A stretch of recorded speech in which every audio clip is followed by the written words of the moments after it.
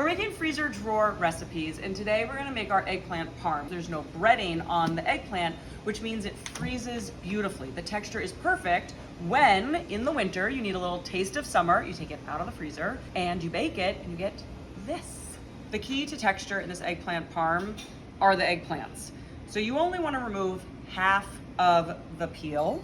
And now we're gonna cut it into rounds that we put in the oven to develop some caramelization. So now it's just a matter of assembly. Start with sauce, and then we layer in some eggplant, fresh basil, and now a smoked cheese. Smoked provolone is fantastic. Some parm. Remember, reserve some of your parm. That's for the winter. And now we do it all over again. And we're gonna finish with sauce.